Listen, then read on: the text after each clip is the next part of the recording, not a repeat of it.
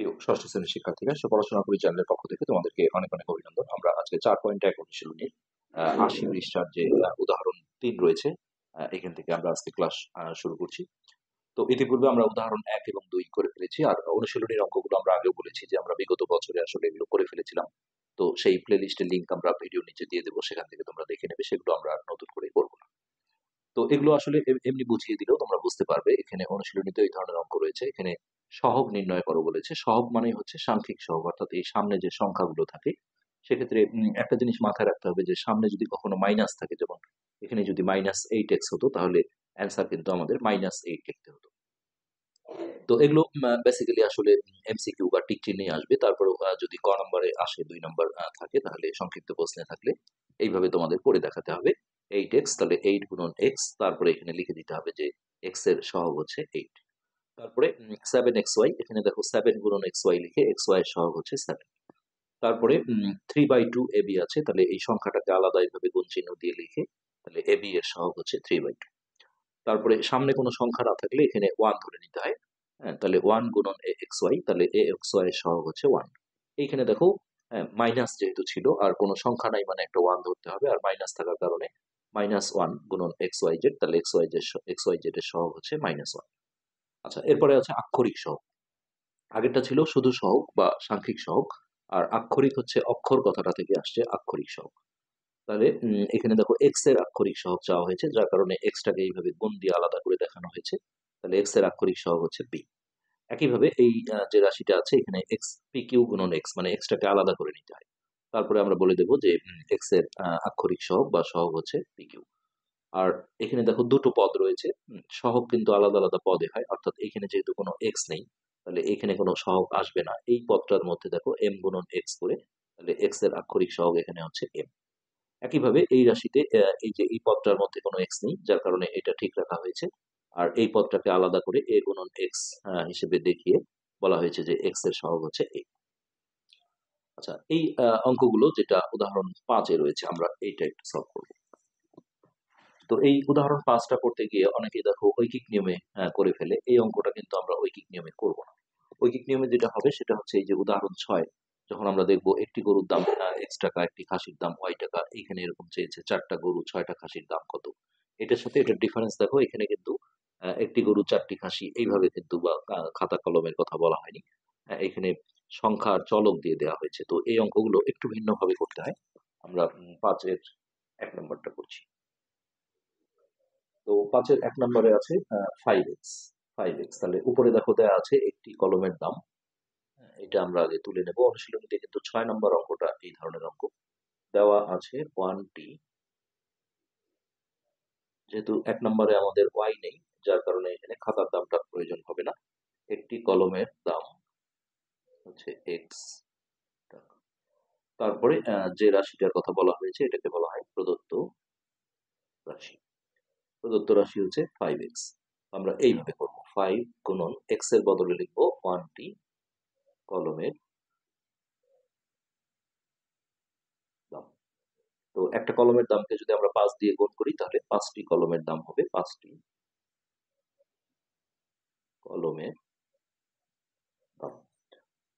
ওকে, আমরা তাহলে এখন ফিনিশিং দেবো। অতএব রাশিটি দ্বারা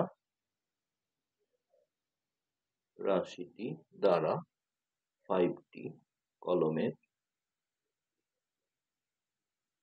দাম বোঝায়। এইভাবে অঙ্কগুলো করতে হবে। ওকে, এরপর আছে 2 নম্বর। 2 নম্বরে আছে হচ্ছে 7y। এখানে আমাদের যেটা y যেটা দেওয়া ছিল উপরে একটি খাতার দাম, সেটা নিয়ে আসতে হবে। দেওয়া আছে 1টি খাতার দাম y টাকা। তারপর এখানে আমরা লিখবো প্রদত্ত রাশি। প্রদত্ত রাশি হচ্ছে 7y। সো এখানে আমরা 7 গুণন y এর বদল লিখবো একটি খাতার দাম। একটি খাতার দাম। তো একটি খাতার দামকে যদি 7 দিয়ে গুণ দেওয়া হয়, এটা 7টি খাতার দাম হবে। 7টি খাতার দাম। এখন আমরা ফিনিশিং দেবো। অতএব রাশিটি দ্বারা 70 খাতার দাম বোঝায়। এটি হচ্ছে উত্তর। আচ্ছা, এরপর 3 নম্বরে আছে 2x প্লাস 5y। তো এখানে কিন্তু এক্স ওয়াই দুটোই আছে, যার কারণে আমাদের দেওয়া আছে থেকে দুটোই নিয়ে আসতে হবে। দেওয়া আছে 1টি কলমের দাম এক্স টাকা আর 1টি খাতার দাম ওয়াই টাকা। আচ্ছা, এখন আমরা লিখব প্রদত্ত রাশি। তো এখানে প্রদত্ত রাশি ছিল আমাদের, দেখো 2x প্লাস 5y। এখানে দেখো এক্স ওয়াই দুটোই কিন্তু আছে, সো 2 গুণন এক্স এর বদলে লিখবো 1টি কলমের দাম। অনেকে যেমন এটা আলাদা আলাদা ভাবে করে, তা করা যাবে না, একসাথেই করব। গুণন এখানে 5 গুণন ওয়াই এর বদলে লিখবো একটি খাতার দাম। তো একটি কলমের দামকে আমরা 2 দিয়ে গুণ করলে এটা হবে 2টি কলমের দাম, আর এটা গুণ করে 5 × 5ই হবে, অর্থাৎ 5টি খাতার দাম। তো এই দুটো তো আসলে আর যোগ করা যাবে না, যেহেতু টাকার অ্যামাউন্টটা নেই। এখন আমরা ফিনিশিং দেবো, অতএব রাশিটি দ্বারা। খেয়াল করে দেখো, এই অঙ্কটা আমরা ঐকিক নিয়মে কিন্তু করবো না, যেটা উদাহরণ 6 গিয়ে আমরা ঐকিক নিয়মে অঙ্কগুলো করবো। তাহলে রাশিটি দ্বারা 2টি কলম ও 5টি খাতার, অবশ্যই মোট দাম কথাটা বলতে হবে, অথবা দামের সমষ্টি, যেহেতু এখানে যোগ চিহ্ন আছে। 5টি খাতার মোট দাম বোঝায়। 2টি কলম ও 5টি খাতার দামের সমষ্টি বা মোট দাম, এই কথাটা যেন থাকে। এরপর 4 নম্বরে দেখো এক্স ওয়াই জেড তিনটেই আছে, অর্থাৎ আমাদের দেওয়া আছে দিয়ে তিনটেই আগে লিখতে হবে। একটি কলমের দাম এক্স টাকা, তারপর 1টি খাতার দাম ওয়াই টাকা, আর জেড ছিল একটি ঘড়ির দাম। তাহলে 1টি ঘড়ির দাম জেড টাকা। এটা লিখে এখন আমরা বলবো প্রদত্ত রাশি। তাহলে প্রদত্ত রাশি আছে, দেখো x plus y plus z. তো এই সামনে আসলে কোনো সংখ্যা নেই, যার কারণে এটা 1 ধরতে হয়। সেই 1টা আমরা না লিখলে হবে, এক্স এর বদলে আমরা সরাসরি লিখবো 1টি কলমের দাম, যোগ ওয়াই এর জায়গায় লিখবো 1টি খাতার দাম, যোগ জেড এর বদলে লিখবো 1টি ঘড়ির দাম। এখন আমরা ফিনিশিং দেবো, অতএব রাশিটি দ্বারা একটি কলম, একটি খাতা ও একটি ঘড়ির, হয় দামের সমষ্টি অথবা মোট দাম, এই কথাটা বলতে হবে। ঘড়ির মোট দাম বোঝায়। যোগ চিহ্ন থাকার কারণে দামের সমষ্টি বা মোট দাম, এই কথাটা কিন্তু বলতে হবে। এরপর লাস্ট হচ্ছে 5 নম্বর। এখানে এক্স আর জেড আছে, অর্থাৎ আমরা 1টি দেওয়া আছে দিয়ে এটা লিখে নেব, 1টি কলমের দাম এক্স টাকা, আর জেড মানে ছিল একটি ঘড়ির দাম, একটি ঘড়ির দাম জেড টাকা। তারপর এখানে লেখো প্রদত্ত রাশি। প্রদত্ত রাশি ছিল 4x plus 3z। 4x plus 3z, অর্থাৎ এখানে আমরা লিখবো 4 গুণন এক্স এর বদলে লিখবো 1টি কলমের দাম, যোগ 3 গুণন জেড এর বদলে লিখবো 1টি ঘড়ির এটা গুণ করলে আমরা পাবো 4 × 4, তাহলে 4টি কলমের দাম যোগ এটা গুণ করে হবে 3 × 3, 3টি ঘড়ির দাম। ওকে, এবার আমরা আগের মতোই ফিনিশিং দেবো। অতএব রাশিটি দ্বারা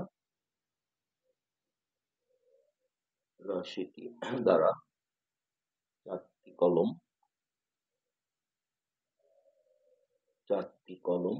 ও 3টি ঘড়ির মোট দাম বোঝায়, মোট অথবা দামের সমষ্টিকে বোঝায়, মোট দাম বোঝায়। এটাই হচ্ছে অ্যান্সার। তো এরপর আমরা দেখবো উদাহরণ 6। এই উদাহরণ 6 কিন্তু আমরা কৈশিক নিয়মের সাহায্যে করবো। এটা আমরা একটু দেখাচ্ছি। এই 5 আর 6 উদাহরণ এটা কিন্তু এলোমেলো করা যায়।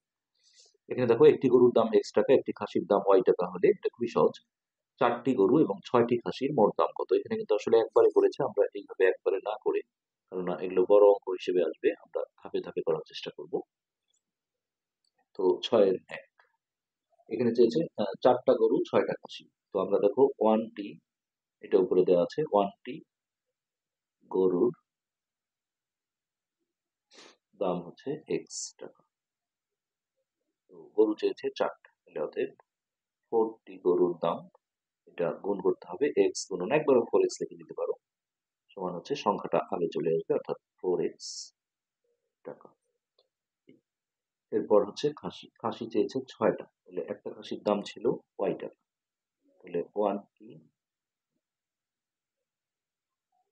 খাসির দাম Y টাকা। তো 6টি, 6টি খাসির দাম Y গুণন 6 সমান হচ্ছে 6Y টাকা। তো এটা দেখো মোট দাম চাওয়া হয়েছে, এটা জাস্ট আমরা যোগ করে দেবো। মোট দাম 4X প্লাস 6Y টাকা। তো এতটুকু কিন্তু আমাদের অ্যান্সার। এটা আসলে X আর Y কখনো যোগ বিয়োগ করা যাবে না, এটা এইভাবেই থেকে যাবে। তারপর 2 নম্বরে চেয়েছে হচ্ছে 7টা গরু 5টা খাসি। তো ওই একইভাবে আমরা দেখো 1টি গরুর দাম X টাকা।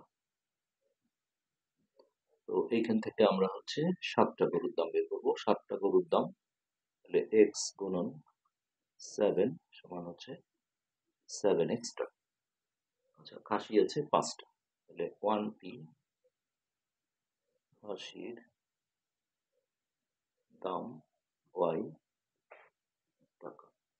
এখানে 5টা খাসির দাম বের করবো, অতএব 5টি খাসির দাম, তাহলে হচ্ছে Y গুণন 5 সমান হচ্ছে 5Y টাকা। এখানেও দেখো মোট দাম চাওয়া হয়েছে, এখানে আমরা লিখবো অতএব মোট দাম, তাহলে মোট দাম হচ্ছে আমাদের কত? 7X প্লাস 5Y টাকা। X এর সাথে Y কিন্তু আর যোগ করা যায় না, এটা এইভাবেই থাকবে। এটাই আমাদের অ্যান্সার। তো এরপর আমরা উদাহরণ 7 যে অঙ্কটা রয়েছে সেই অঙ্কটা করার চেষ্টা করব। এখানে 7 নম্বরটা একটু মানে পুরোটাই আসলে সৃজনশীল আকারে দেওয়া আছে। 7, উদাহরণ 7 আমরা অঙ্কটা একটু তোমাদের পড়াই। প্লাবন 6টি কলম এবং 3টি খাতা এবং শ্রাবণ 4টা কলম এবং 5টা খাতা ক্রয় করে। একটা কলমের মূল্য X টাকা এবং একটি খাতার মূল্য Y টাকা। এখন যেটা চেয়েছে ক নম্বরে, প্লাবনের মোট খরচ বীজগাণিতীয় রাশির মাধ্যমে প্রকাশ করো। তাহলে প্লাবন যে জিনিসগুলো কিনেছে সেগুলো আমরা মোট দামটা বের করলেই, এই যে এগুলোকে একটা বীজগাণিতিক রাশি বলে, এটা কোনো বিষয় না। তাহলে প্লাবনের দেখো 6টা কলম কিনেছে, তাহলে আমরা এইভাবে লিখি 1টি কলমের দাম X টাকা। প্লাবন কিনেছে হলো 6টা, তাহলে 6টি কলমের দাম X গুণন 6 সমান হচ্ছে 6X টাকা। তো ওকে, এটা আমরা পেয়ে গেলাম। তো সে আরো কি কিনেছে আমরা সেটা দেখি। প্লাবন হলো 6টা কলম 3টা খাতা, তাহলে একটা খাতার দাম ছিল Y টাকা। 1টি খাতার দাম ওয়াই টাকা। তো সে কিনেছে 3টা খাতা, 3টি খাতার দাম, তাহলে ওয়াই গুণন 3 সমান হচ্ছে 3y টাকা। তো এখন ক নম্বরে চেয়েছে প্লাবনের মোট খরচ বীজগাণিতীয় রাশির মাধ্যমে প্রকাশ করো। তাহলে অতএব প্লাবনের মোট খরচের বীজগাণিতীয় রাশি, বীজ গণিতীয় রাশি, জাস্ট ওই দুটো আমাদের যোগ দিতে হবে, 6x প্লাস 3y টাকা। তো এটাই আনসার। এরপর আমরা হচ্ছে খ নম্বরে যাব। ক্ষয় যেটা বলেছে সেটা হচ্ছে 2 জনের মোট খরচের পরিমাণ নির্ণয় করো। তাহলে প্লাবন আর শ্রাবণ 2 জনের মোট খরচ, তাহলে আমাদের প্লাবনের খরচটা দেখো বের করাই আছে। এটা আমরা ক থেকে আগে নিয়ে আসি। ক হতে প্লাবনের মোট খরচ, এইটা 6x প্লাস 3y টাকা। এবার আমরা শ্রাবণের খরচটা বের করবো। শ্রাবণ 4টা কলম আর 5টা খাতা কিনেছে, তাহলে একটি কলমের দাম x টাকা। তো শ্রাবণ কিনেছে হলো 4টা কলম, তাহলে 4টি কলমের দাম x গুণন 4 সমান হচ্ছে 4x টাকা। আর খাতা কিনেছে 5টা, সো 1টি খাতার দাম y টাকা। অতএব 5টি খাতার দাম y গুণন 5 সমান হচ্ছে 5y টাকা। এখন তাহলে শ্রাবণের মোট খরচ, শ্রাবণের মোট খরচ 4x প্লাস 5y টাকা। এই দুজনের খরচ আমরা আলাদা আলাদা ভাবে জানলাম। এখন এই খরচগুলো যোগ করতে হবে। তো এই যোগ আমরা 4.3-এ গিয়েও শিখবো। আসলে এই যোগগুলো উপর নিচে অথবা লাইনে দুই ভাবেই করা যায়। এখানে উপর নিচ করে করেছে, আমরা একটু লাইনে করি। তাহলে দুজনের মোট খরচ। তো প্রথমে আমরা হচ্ছে প্লাবনেরটা নিলাম, ব্র্যাকেট দিয়ে দিয়ে এইভাবে লিখবো 6x প্লাস 3y, মাঝখানে যোগ চিহ্ন দিয়ে এটা 4x প্লাস, এটা হচ্ছে লাইনে যোগ করার নিয়ম। এখন এই ব্র্যাকেট গুলো আমরা তুলে নেব, সামনে কোনো চিহ্ন নাই মানে প্লাস আছে, প্লাস দিয়ে গুণ করলে কোনো পরিবর্তন হয় না। 6x প্লাস 3y, এটা দেখো প্লাসে প্লাসে প্লাস 4x প্লাস 5y। তো এই যে x এর সাথে x যোগ হবে, 6x আর 4x যোগ করে হবে 10x, আর এইটার সাথে এটা যোগ হবে, 5 আর 3 8, অর্থাৎ 8y। তো এটাই কিন্তু তাদের দুজনের মোট খরচের পরিমাণ। এখানে আমরা টাকা লিখে দিলেই অ্যান্সার হয়ে যাবে এটা। তো এরপর আমরা ক নাম্বারটা দেখি, এখানে কি চেয়েছে। যদি x সমান 15 এবং y সমান 25 হয়, তবে প্লাবন এবং শ্রাবণের খরচের অনুপাত নির্ণয় করো। তো দেখো এই প্লাবন আর শ্রাবণের যে হচ্ছে যে এক্স ওয়াই এর মাধ্যমে যে খরচগুলো আছে, এখানে আমাদের এক্স ওয়াই এর মানগুলো বসিয়ে দিতে হবে। তো আমরা এখন গ নাম্বারে ঢুকছি। গ, তাহলে দেখো প্লাবনের যে মোট খরচ এটা আমাদের কয়ে ছিল, সেখান থেকে আমরা নিয়ে আসি। ক হতে প্লাবনের মোট খরচ কত ছিল, 6x প্লাস 3y। তো এই জায়গায় আমরা দেখো এক্স আর ওয়াই এর মানগুলো বসিয়ে দেবো। এক্স এর মান দেওয়া ছিল 15, তাহলে 6 ইন্টু 15 প্লাস 3 ইন্টু 25, পাশে লিখে দিতে হয় যে এক্স ও ওয়াই এর মান বসিয়ে। ওকে, তাহলে 6 15 90, আর এটা 3 25 75, এটা যোগ করে দাও, 5 আর 9 এর সাথে 16, তাহলে এত টাকা। আর আমাদের হচ্ছে শ্রাবণের খরচ দেওয়া ছিল ক্ষয়। খ হতে শ্রাবণের মোট খরচ, এটা আমরা পেয়েছিলাম 4x প্লাস 5y। এখানে x এর জায়গায় 15 বসাবো, প্লাস 5 ইন্টু y এর মান ছিল 25, তাহলে 4×15 = 60, আর এটা 5×25 125। তো এটা হচ্ছে 5, 6 দিয়ে 8, 185 টাকা। তো এখন জাস্ট এটার অনুপাত চেয়েছে। অনুপাত অধ্যায় তোমরা নিশ্চয়ই এর আগে দেখে আসছো।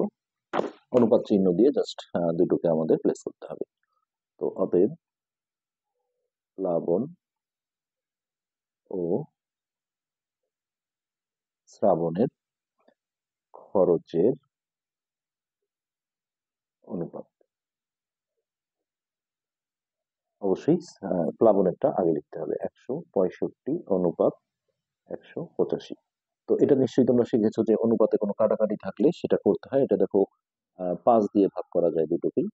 5 দিয়ে এখানে ভাগ করলে 3×5 = 15, 16 1, 3×5 = 15, 33। আর একে 5 দিয়ে ভাগ দিলে 3×5 = 15, 16, 17, 18, 35, 5×7 = 35, 37। পাশে একটু লিখে দিতে হয় 5 দিয়ে ভাগ করে। তো এটি কিন্তু আমাদের গ নম্বর কোশ্চেনের অ্যান্সার। তো এই ছিল আমাদের আজকের পার্ট। আমরা একটা পার্ট আসলে বেশি লেন্দি করব না। এর পরের পার্টে কিন্তু আমরা কাজের যে অঙ্কটা রয়েছে 82 পৃষ্ঠায়, এই কাজের অঙ্কটা করলেই আমাদের পুরো শেষ হয়ে যাবে। এই কারণে যে অনুশীলনী অঙ্কগুলো বিগত বছরে আমাদের করা আছে, সেই লিঙ্কগুলো আমরা দিয়ে দেবো, সেখান থেকে তোমরা দেখে